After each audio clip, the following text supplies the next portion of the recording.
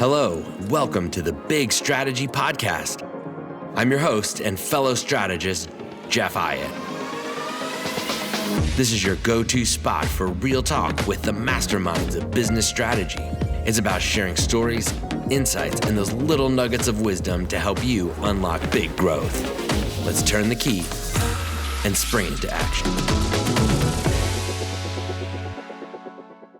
Well, Dave, I feel like this is a long time coming and overdue, but I'm glad we are finally catching up because I have a great idea, and it's a great idea in my world, but I don't know if that's necessarily worth starting a business or doing real human-centered design work around like we do in class. And I couldn't think of anyone better, Dave, given all your experience, both as a practitioner and an academic in this space, to welcome you to the show to tell us a little bit about it. So, Dave Rochlin, welcome.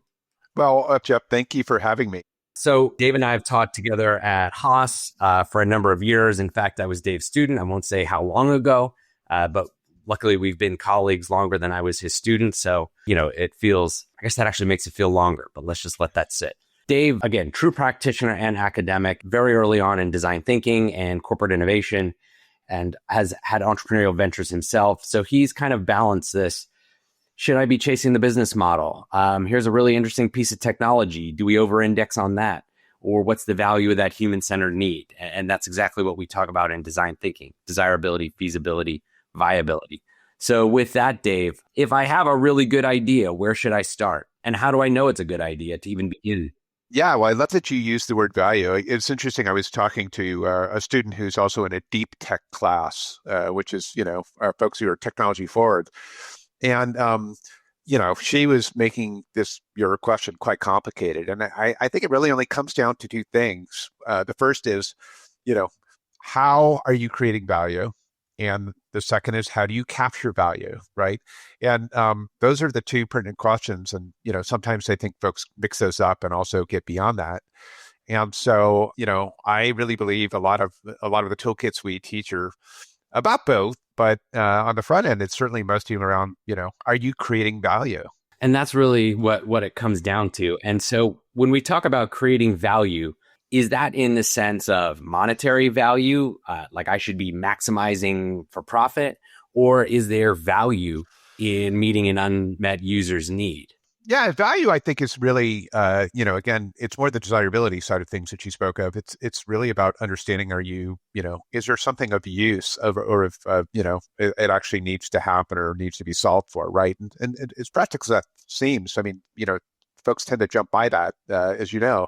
When we worked together in Major League Baseball, right, the client's perspective on it was, wow, we need to come up with some ways to get more people to come to the ballpark. And they didn't take the time to really explore what is the value of coming to the ballpark, right? And that's a very different question. The latter is marketing. It's like, okay, I've got a product, how do I, put the right coat of paint or right positioning on it? But the more fundamental question on innovation is, what is the value of coming to a ballpark? And a lot of that comes through, understanding user journeys, understanding what motivates consumers, what they really want. Some of it is, that I'm not totally excited about the term jobs to be done, but some of it's jobs to be done type work, right? And so, in that example, as you remember, what we discovered is, folks aren't looking for other ways to make it to a baseball game. They're looking for interesting things to do with their friends, right? And so when you start to think about value creation, it's like, what can I do to make this an interesting thing for people to do with their friends? That's a much different way of framing it than would be done otherwise. Yeah, and that's the most important part in our experience, my opinion, and our experience in design thinking is taking the time to do that reframe, find the why behind the what. And in reality, it's like, as you said, we found that in the Bay Area, it's not for a lack of things to do or a lack of money to do those things. It's actually a lack of time to do them. And those things that you do, they have to resonate at the water cooler on Monday or, on the Slack channel on Monday. And like you said, going to a Warriors game resonates. Going to a 49ers game resonates. Maybe going at a time to the Oakland Coliseum resonated a little bit less. Yeah, And I was leaving the baseball team unnamed, but I think you've uncut. Yeah, you put the covers back. they're dead now, so we don't have to worry about Exactly. it. Yeah, they have no city, so they They have have no city. yeah, they have no name. Yeah. Um, yeah, I think that's really key to it. I mean, that in some cases, like maybe in football, I don't know. I mean, this isn't a sports conversation, right? But like the pertinent question is, oh, did they win yesterday? If you went, but I think if you ask folks about their experience in that case, it was like, did you have a good time? Who went with you? You know, and so if you think about what you're trying to do, you're trying to develop something that's entertaining and a great way to organize a group of friends. And that's really, I think, the key of understanding the value. Again, it's you have to get out of your frame that, how do I convince someone to put their butt in the seat, right? Am I doing what's necessary to create a good experience for this set of users? And then again, once you've established a good value proposition, figuring out how to capture value. I mean, it's exciting, but it's even more exciting because what you're potentially pursuing actually has value. I really, I often show students an old Jeff Bezos quote, which they're a customer backwards organization, right? So they start with the customer and move back. And his quote is basically, look, what we're always looking for is something of real value to customers. If we find something that customers need, we can work on it for a long time until we solve it, right? Because we're confident that it's worth solving. And I think that's the real power of design thinking and innovation, in an innovation processes. If you found a pool of value to uncover, then you should keep working on it, right? You shouldn't abandon it. Even if your execution steps, your product or your service or your way of going to market is wrong, all it tells you is to back up a little bit and try something else instead of abandoning the idea. And so that's where separating out value as a creation versus value as a capture is important. Yeah, I like that idea. I think people think pivoting is, well, I'm kind of already committed, right? And so pivoting within this domain that I've already committed to. Whereas on the other hand, if you have that balance, let's call it, to be able to zoom back out and I think one of the hardest things that I've come across, both particularly in corporate teams, are sunk costs. Well, I've already staked my reputation on this project. And because I'm already, in on this project, if I pull back, does my boss look bad? Does my boss's boss look bad? And we stay overcommitted to projects that, as outsiders, you and I and our students come in and kind of, as Clark would say, call the baby ugly. But that's not how things. We have that luxury, whereas people in it don't. Yeah. Well, I mean, the more historical way of doing, innovation, progress measurement is stage gating, right? Which is very linear and very product based. I remember one of our previous, clients from our course, a new gentleman came in to run innovation. And I just love what he said about it, which is, he'd just gotten in the job. He was there a week. He met with the CEO, right? And the CEO, his question was, so what do we have coming out next year, right? And he told me that question was a trap, right? If I gave him a particular product, then I was committed. I had to make that work. And so He said, the answer I gave him is, I can't tell you exactly what it is, but I can guarantee we got something. Which that's pretty brave. I think you need, I mean, you need a CEO really understands innovation to do that, right? Otherwise, he would show you the door. But the spirit of that, I think, is exactly in line. And that particular company, their assets in innovation, they consider to be basically insights and opportunity spaces. So they spent an incredible amount of time investing and understanding where there are opportunity spaces, so that they could work those over and over and over again until they came up with a solution. And so it wasn't about products. It was about a need that they really saw a chance to fill. So let's go back to the example you just gave, and I think it's a great one. So you tell your boss, I can guarantee you there will be one. How do you go about do you apply a traditional MBA market sizing framework to that? Is it completely human-centered, like this is just a burning need and I have to go after that? Is it a hybrid of those? How do you size those opportunities? What are frameworks you give students? Yeah, I mean, well, that's, a lot of that is value capture then, right? So, I mean, there's two elements to identifying value. It's like there's something people need and how big is that opportunity? The size of the opportunity depends on how you approach the market in some respects. And so, there's, amongst tools, it's kind of a standard one, the business model canvas, which you and I both use, and I'm sure many of your listeners are aware of. I will say, the thing at the center of the business model canvas is the value, right? Value proposition right in the middle. Yeah. And so I'm like if you don't have right in the middle, no, not a surprise. Yeah, it does not matter. But you have to think about, okay, how can we go to market? How do we unlock that value? How big is that pie going to be based on that? And, I think some things fall out. It's really important to think of innovation not as linear, but as, partly recursive, but also as a funnel. And so it's natural. You're going to have, we've identified 10 really interesting high value needs. And when you go to look and say, how would we capture these? What are they worth? Some of them are just not going to be big enough to consider. Or they're, you're going to do them a different way, right? You might partner for it or end up, using an open innovation methodology. And so there is a bit of a screening exercise that goes with understanding the sizing based on potential ways to go to market with it.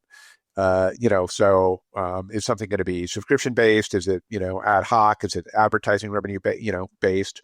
Those things will change the market sizing quite extensively. And, on the other hand, they also change the scale. And so you can have for one particular opportunity several different business models. And, that's where, feasibility and viability come in, right? So yes, it's desirable. Yes, we can do that. But this version of doing it isn't worth doing because it's just not going to pay off. And so identifying that third leg is part of the process. Yeah, I think that's important. And the value proposition, as you said, is right in the middle of the canvas and is most important. And I think what's not to be overlooked in terms of this opportunity sizing is the raw discovery work that goes into understanding the customer, right? What are their pains, what are their gains, et cetera. And you touched on this a little bit, but just to go a little bit deeper, students typically, and executives granted, come into innovation work thinking that they know their customer. I know who this is for. And when they say that, our instinct is, well, you know yourself, and P.S., you're not the customer. Right. Or your friend group, right? It is rarely who ends up being the customer. So what are some of those more tactical tools that you find are either overlooked and or deliver the most value to help understand that customer as a way to inform who you're designing that value proposition for? Yeah, I think folks tend to take for granted segmentation. Like somebody's done segmentation work and everybody buys in on it, right? That's the way it goes. As you know, I think, the work is iterative. And net usually is a little bit wider than you think it should be at the start. Like you need to talk to folks who you don't think are necessarily the right customer to confirm that, right? And typically what ends up happening is you develop, personas, like, groups of customers that seem to have something similar. That similarity drives your segmentation. You just don't know what it is. So it's like, if your persona is, these are all people that live in the suburbs, this is a very coarse way of doing segmentation work, right? The persona could be, these are all people who are too busy to read the manual in technology, and that is a persona you can explore very deeply. Like, who are all these people that, they want tech that works, they don't want to learn it, right? And that, ends up becoming what becomes an interesting target segment. And, you may not have ever considered customers to be, aligned that way in the first place because you're more traditional about, based on the zip code, they all drive Lexuses or the zip code here, they all, join the PTA or whatever those things are.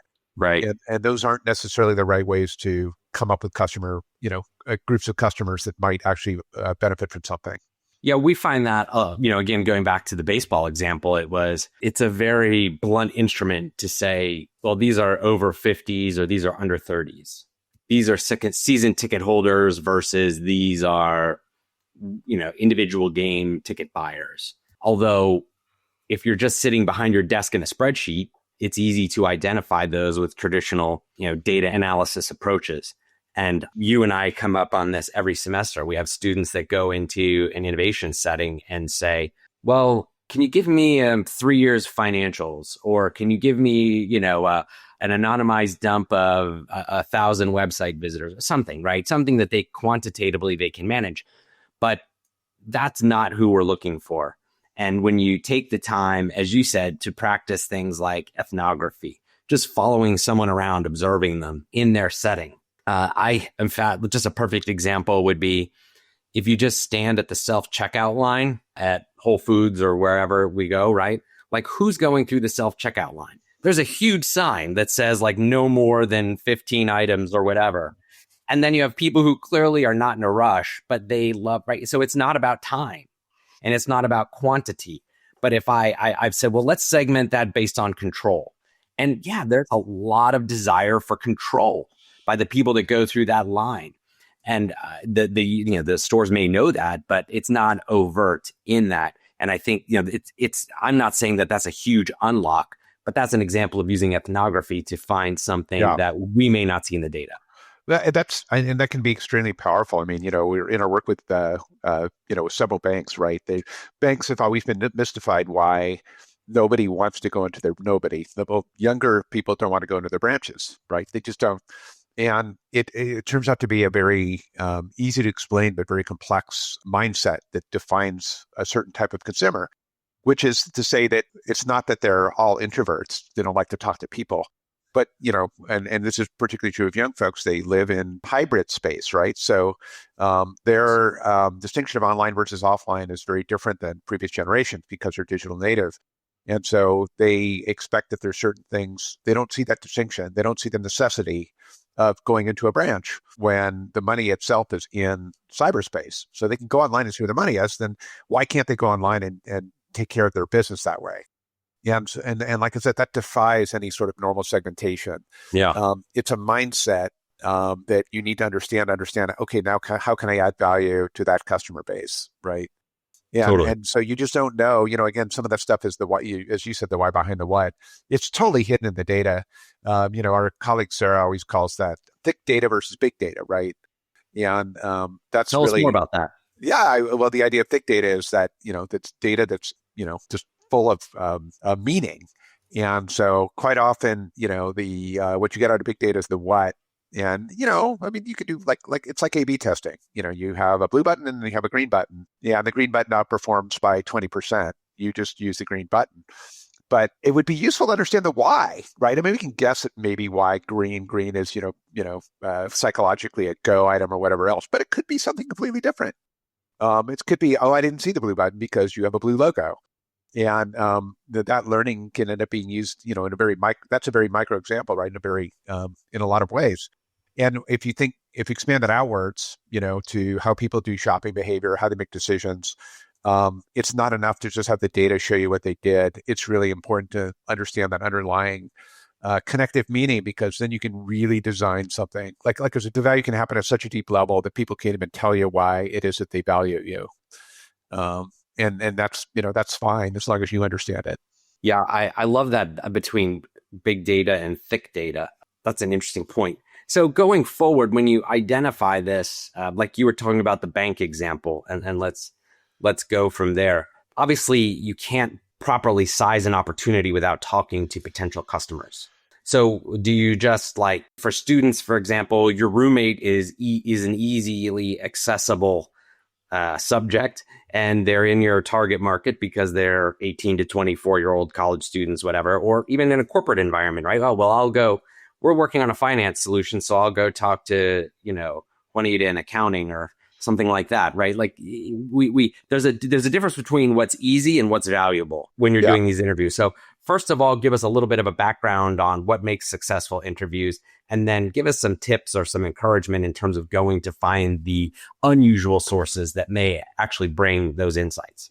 Yeah, I mean, I will preface this by saying, we work a little more on the front end, right? So discovery, I think we're a little more focused on discovery, which, you can, you start with an interesting data point and then you see if it starts to recur, right? So, it's pattern recognition to say, wow, there could be something here. And, then you can think about, all right, what's the best way to validate this from that point of view, which is, it looks like product managers all would love to have this particular tool, right? From your, sort of scattered approach at the start. And then you can zero in on for more product managers and talk to them and see if that's, starting that pattern emerges. At some point, you need to do, the hard work of validation of sizing, right? And that it's a lot further downstream, and you start to enter the world of classical market research at some point, right? And you still have to be careful, though. I mean, we often you've seen that micro pilot video I show all the time, right? Where, a survey says 25% of people are going to buy snacks out of the back of an Uber. And then when you actually run a pilot, only 9% do, right? So that's good, validation work. Now, what that tells me, if you did your work and you recognize, that customers actually wanted to buy things out of the back of an Uber, then you have to figure out if you're executing wrong, right? And so your market sizing is, in some respects, the validation your market sizing is wrapped up in your work and understanding if you're executing properly too. So, again, you go from, people are willing to have a merchant relationship. They want to have a merchant relationship with their Uber driver that, like I got in the car, I forgot my headphones. I want to buy some headphones, whatever that is, right? To figuring out, yes, that's worth pursuing. Let's see how big that market is, and finding that it, on a qualitative basis or a quantitative basis, it actually is a decent sized opportunity. Then to doing the qualitative side to see if it actually holds up. And so there are different validation steps along the way to market, and it's all de-risking, right? And the closer you get to a larger investment, the more you spend on de-risking. And so your validation tools start to change as you get closer to market. And again, we're using sort of the earlier ones, which are lower on the de-risking scale. So, go have more conversations, right? See if what you heard the first time actually holds true the second time. And then maybe you get into something more quantitative, which is like, let's see how broad this pattern is and what it'd be worth.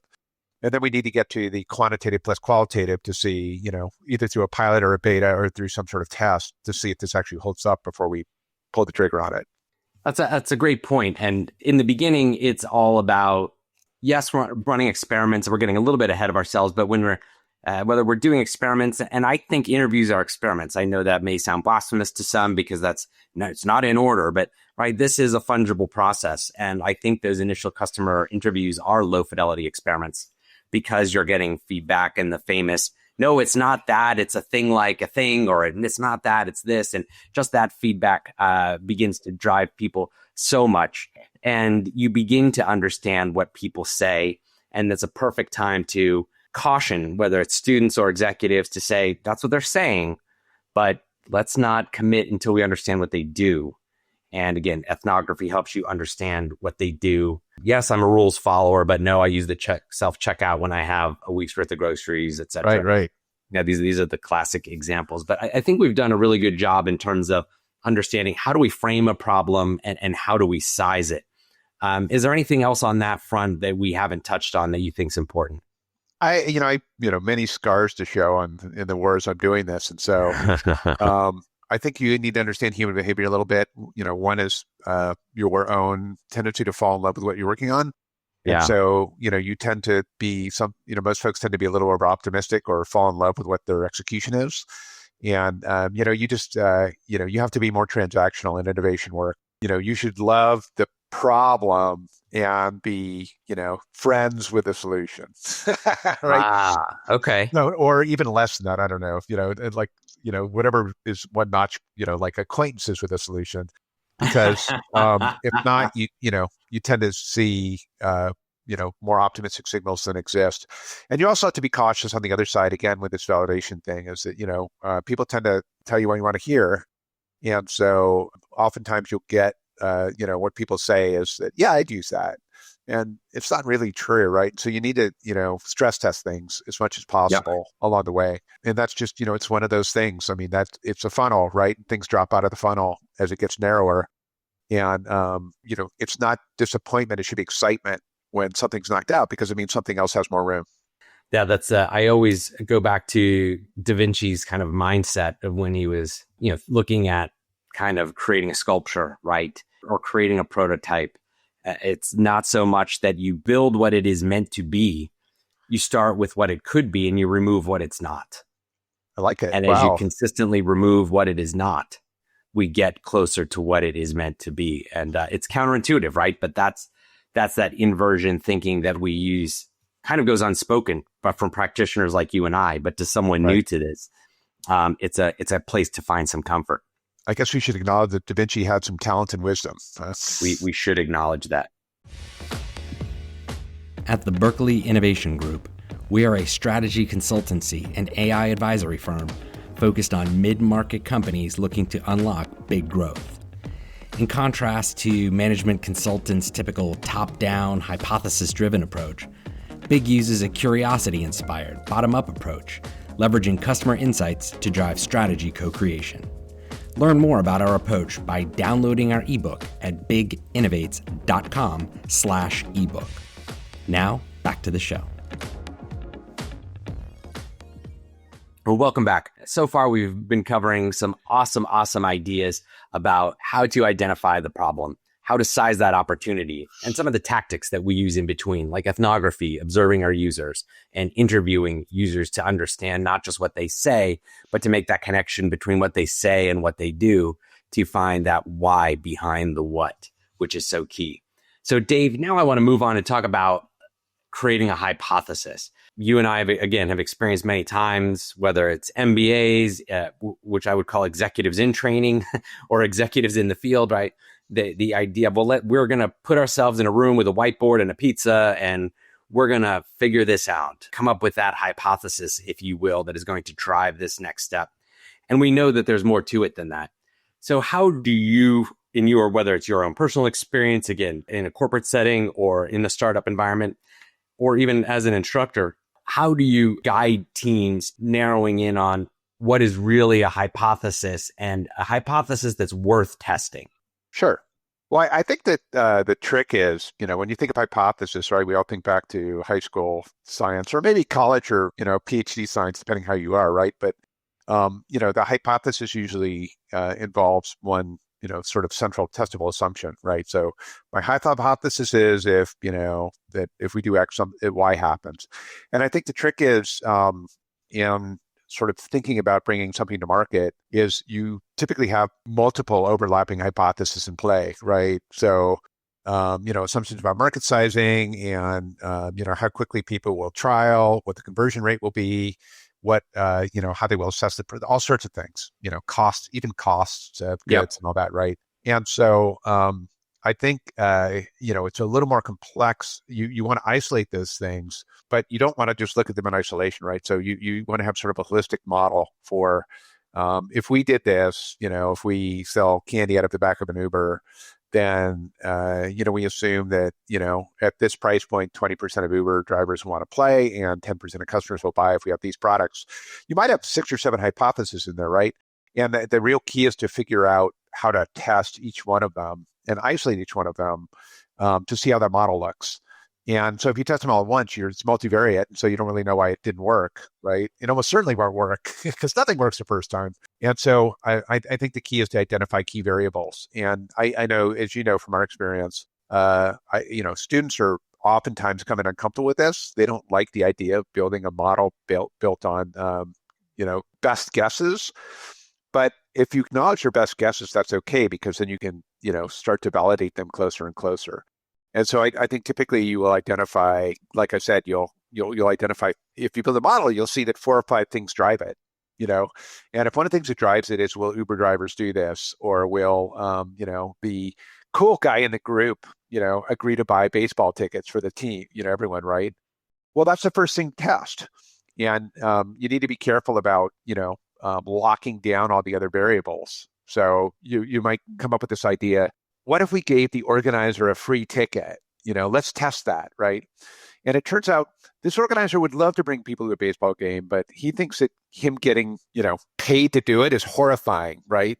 And so, you've ended up with a bad execution, eliminating this idea in the first place. And so I think, like you talked about, being very open-ended about how you test these things is, to get, throw your weight towards the outcome. It's, it turns out what they want is they want that social identity clout of being the one that everyone have a good time, right? And then the question becomes, if we can assure people that everyone's in their group is going to have a good time, will they actually do it?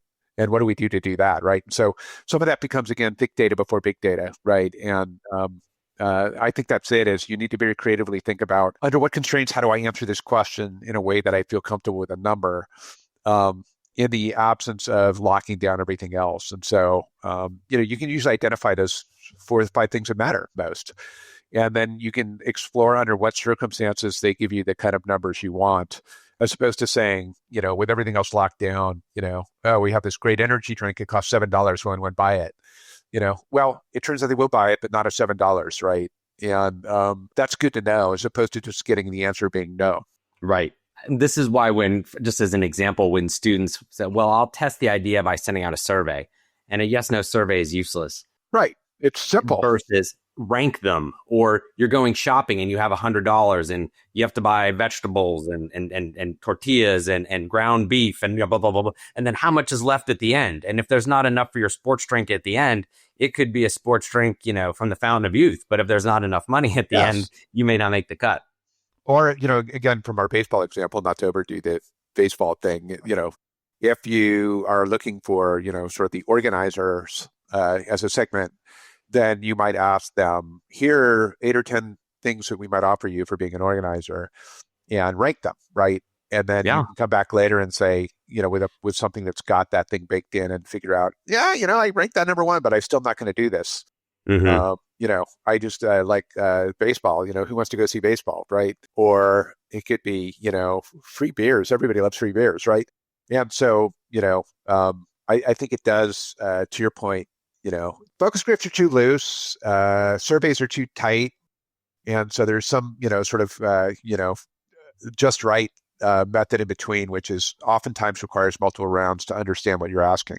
So to that point, Dave, let me ask you, we kind of break down design thinking again into that desirability, feasibility, viability triad. As you begin building hypotheses and prioritizing the hypotheses that you will test, are you allocating more of your resources? And I'm not just saying money, time, etc. Are you allocating that towards desirability, feasibility, or viability? I think you need to feel pretty confident about desirability before, the idea is de-risking, right? And I think de-risking desirability should be able to happen that should be cheap. Yes. People, I think, confuse it and think that's expensive, but it's because desirability is now wrapped in those other two, right? And so, again, that's back to the Bezos comment. It's like, we know that customers want this thing. We don't know how we're going to do it. Then you can focus on executional pieces. And I think the other two tend to be wrapped together. There's no point in testing something, viable if it's not feasible, right? Correct. And so I think the other two become an interesting combination of factors that you probably spend more money on. So, if you could be testing a paywall for an app or something, right? You have the feeling that people love the app for free, and there's things they love about it so much that they would pay for, right? Desirability is there. Then you have to figure out, both what are the things that we could put on the other side of that paywall, and if we offered them, would they make money? Would we actually make money at it? Those two are somewhat combined, and then you can find plenty of ways to test it. And, again, some of them are very cheap, right? So Netflix famously does painted door testing. So you just put up there, this is what we have to offer. And then when people click on it, they don't get anything. But that at least that they've indicated an interest, right? I guess that's a little bit of desirability, but you've now wrapped it in a particular product. But, some of it is building MVPs. Again, the more extensive your build is, the more money you're spending, the more sure you have to be that if you solve it, it's going to take you to success. I think that's a great point. And focusing on desirability is hard. I think it's also difficult because it doesn't always generate quantitative data. Executives typically want quantitative data to make that go, no-go decision. Whereas if we give them qualitative data, it may actually be more directional, but it's not as concrete. You can't take it to the board to defend your decision in the same way that you can a quantitative piece of information. So with that being said, Dave, like when we're investing in this desirability, what are the signs that you look for when you're doing this experimentation or kind of user feedback, et cetera? What are the signs you look for that tell you there's a there? Yeah. The buzzword, it's not even a buzzword now. I guess it's deeply ingrained DNA is product market fit, right? And it's sort of this magic moment where, all of a sudden, you're, instead of fighting upstream, you're swimming downstream. You can just feel it in terms of, willingness, whatever your metrics are, stickiness, willingness to, trial conversion. You put something on a shelf and it goes flying off the shelf, right? And so I think, when you have something that looks like it's going to work, it. Now, with startups, right, the way this happens is you just try a bunch of stuff and then you've got a VC who's investing and they like the space and they invest in 20 companies and they hope that something gets that magic moment, right? If you're inside a company, you need to, create that without the same level of failure and risk, because why should you, right? You have just a lot more assets going your way. But you still need to, sort of experiment, put things out there, pilot, put prototypes in front of folks. And, sort of the ish answer, like people kind of like this. I think that's not a green light, right? You got to keep working it, because when you have something that's a winner, it becomes pretty obvious that it could be a winner. And, and then when people talk about persistence, I don't think they talk about a bad product that they keep pushing. I think what they talk about is trying different versions, trying different ideas until something clicks. And it just shows up. It's when you had one of those moments, and I've been lucky enough to be in one or two startups that have, then it's all about like, how do we scale this as fast as possible, right? And because it's so exciting. Right. But, Yeah, that's when you want to pour gasoline on the fire. Yes, but without that signal, you could put the fire out, right, with that gasoline, using your metaphor. Right. I think that's a great point is, when do you pivot? And we teased this at the beginning of the episode, and I think it's a great place to come back to, is this idea that you said VCs place 20 bets hoping something will hit. And I think to the outside observer, they may be 20 different variations of the same general technology, different places in the stack or different customer segments, right? And they build sort of a matrix approach to that market. But similarly, with innovation, you can build that similar matrix around user-centered needs. And so that when we're pivoting, we have a team that believes in this mission. And I think that's some of the product market fit that you talked about, because if you have a team that believes in where you're going, it's easier to attract the customer where you're headed. And I find that to be, like you said, persistence is not just, well, let me keep pushing my idea on them until they submit, right, to the pressure, but rather than just create something so compelling that they are running to you because their life is worse off without you. Yeah. I mean, the compelling comes from the value of creation that we started with, right? So I think that's a difference, again, when I mentioned Bezos and the Amazon approach and the other couple of companies, I mean, they become, convinced that there's a value creation opportunity. They see an unmet need because they just, their work has really revealed, like consumers do some strange contradictory thing that you wouldn't expect, tells them that there's something there. Or they, talked and it come up over and over again, right? They see it really cleanly. And so, for them, the pivot is all around, like, how do we solve for this? Quite often startups, they start with a hypothesis around that need, right? And so their pivot tends to be around whether that value creation is there or not. And I'm a little more uncomfortable with that. I mean, you end up with basically it's a company's got some money and some talent, and it's like, go find something interesting to do. That's the startup model. I don't think there's much passion around that, but that's a different type of pivot. And so, as an example, like, let's say you're trying to solve or you're looking at, glucose measurement for diabetes, and you have this convince it a wearable that's like contact lenses is going to solve it. If you're Abbott and your focus is diabetes care and you think this is going to work, and you have to understand, why is that valuable? It's because people don't want something so invasive. They want really good data, but they don't want to have something stuck into their arm, right? If you're convinced that if you can solve that, that's a holy grail, then you keep trying. And, with their continuous glucose monitoring products, they did keep trying for a long time to get Libre out there. But you're certain of that need, and your pivot is around, how do you make this work? With a startup, what might happen is you start there and then you talk to customers. They're like, what I really want is contact lenses that turn my eyes green instead of blue, right? Then your pivot is, wow, I hear that's the thing. We're in a cosmetic business now, right?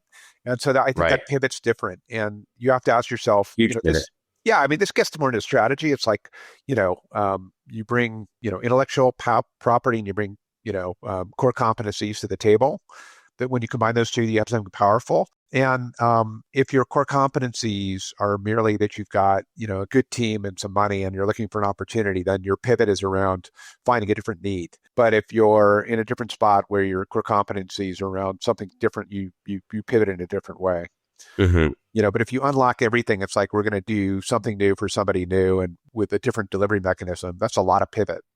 That's a bigger lift, a much bigger lift. Yeah. And so, the work we do, like I said, with the baseball, we weren't considering whether they should start an airline, right? We were like, okay, well, they have it's something around baseball, and I mean we're pretty wide, right? What kind of retail opportunities are a part of that experience? Should they have an amusement park?